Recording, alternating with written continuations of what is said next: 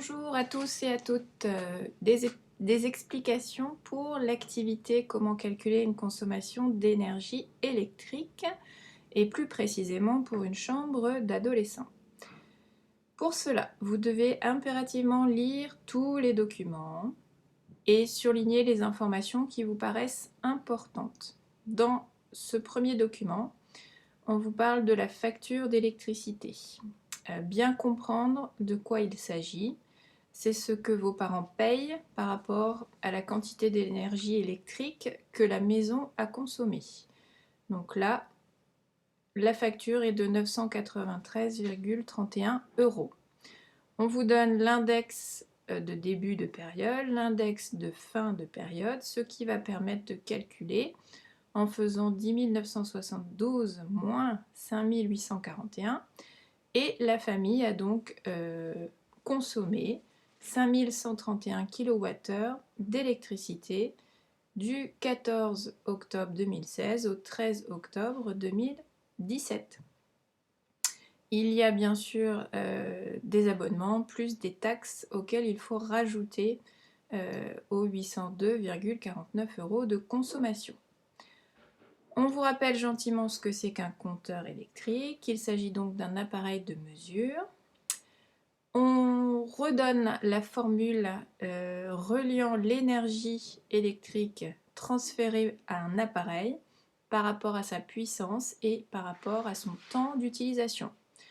Nous sommes en kilowattheure, donc la puissance doit être impérativement en kilowatts et le temps en heures.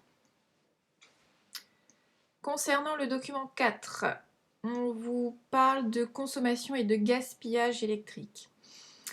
Un appareil, si je regarde, alors chaîne d'énergie pour une console de jeu, on peut aussi appeler ce petit schéma un diagramme de conversion d'énergie.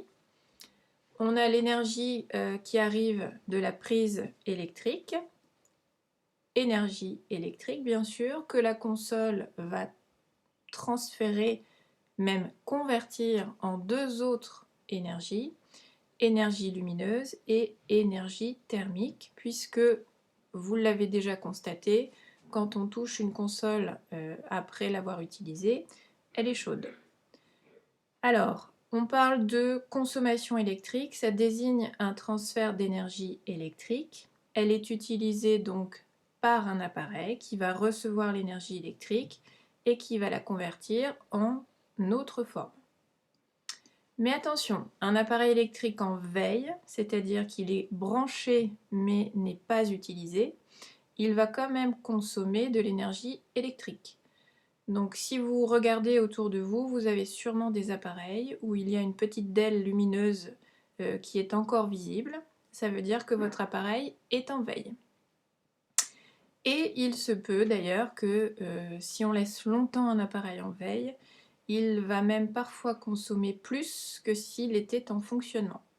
Et là, on parle bien de gaspillage électrique, puisque cette énergie n'est pas utilisée. Elle est perdue, elle est gaspillée.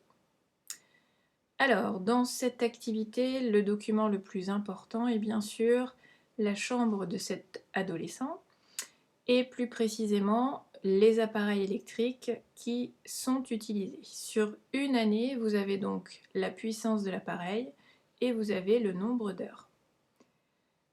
Pour l'ordinateur, il y a deux couleurs différentes. Bleu, ça veut dire que c'est quand il a été en marche, c'est-à-dire qu'il est en fonction, en fonctionnement correct. Et en rouge, c'est lorsqu'il est en veille. Donc vous voyez que le nombre d'heures en veille est beaucoup plus important sur une année que le nombre d'heures d'utilisation. Alors, les questions qui vous sont posées, dans la première question indique le prix du kilowattheure. Je vous invite à aller dans le document 1 pour voir la réponse. Et ensuite, pour chaque appareil de la chambre, vous allez utiliser forcément la formule pour calculer l'énergie électrique. Cherchez donc la puissance de l'appareil, il faudra le multiplier par le temps d'utilisation. Mais attention, la puissance, il va falloir la convertir en kilowatts. Ou alors, calculez tout en wattheures et vous convertissez ensuite en kilowattheures. C'est vous qui choisissez. Une fois que vous aurez fait pour chaque appareil, vous devrez faire le total donc, de l'énergie électrique consommée pour une année au niveau de cette chambre. Sachant que vous avez trouvé pour 1 kWh le prix, eh bien vous allez tout simplement le chercher maintenant pour l'énergie totale que vous aurez calculée pour la question 3.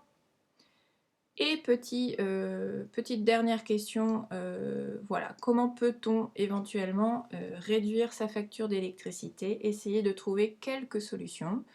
Vous pouvez en parler à votre famille. Alors, vous pouvez mettre pause sur cette vidéo et commencer à effectuer vos calculs et vos réponses. Moi, j'enchaîne avec la correction. Alors, la correction, vous l'avez trouvé dans le document 1, 1 kWh, c'est 0,15 640 €. Maintenant, il faut calculer pour chaque appareil l'énergie électrique qu'il a consommée sur une année. J'utilise donc la formule. L'énergie, c'est la puissance multipliée par le temps. J'insiste, il faut convertir chaque puissance en kilowatts. Petit rappel, 1 kW, c'est 1000 watts. Alors, hectowatts, décawatts n'existent pas, c'est pour ça que je les ai mis entre guillemets, mais il faut les compter au niveau de la conversion d'unité. Donc, 1 kW, 1000 watts. 1 watt, 0,001 kW. Donc, vous pouvez voir dans ce petit tableau, vous aurez la correction en format PDF, bien évidemment, que vous pourrez imprimer ou carrément vous corriger. Donc, si on étudie pour chaque appareil, le radiateur, donc sur votre document, on vous l'exprimait en watts. 1500 watts, c'est l'équivalent de 1,5 kW. Il a fonctionné 1985 heures, ce qui donne au total donc une énergie de 2977,5 kWh.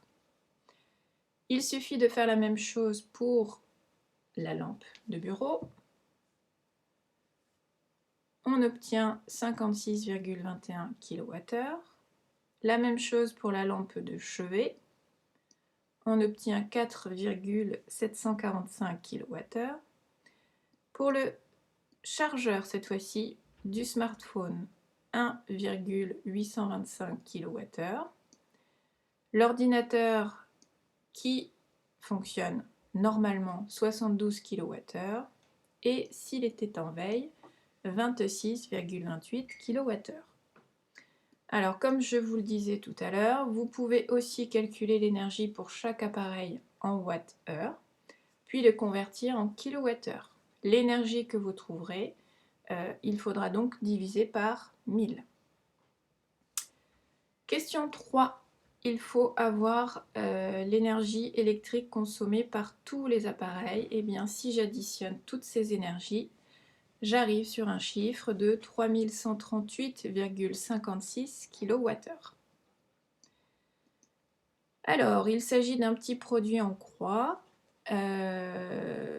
On essaye de calculer cette fois-ci non plus pour 1 kWh, mais bien pour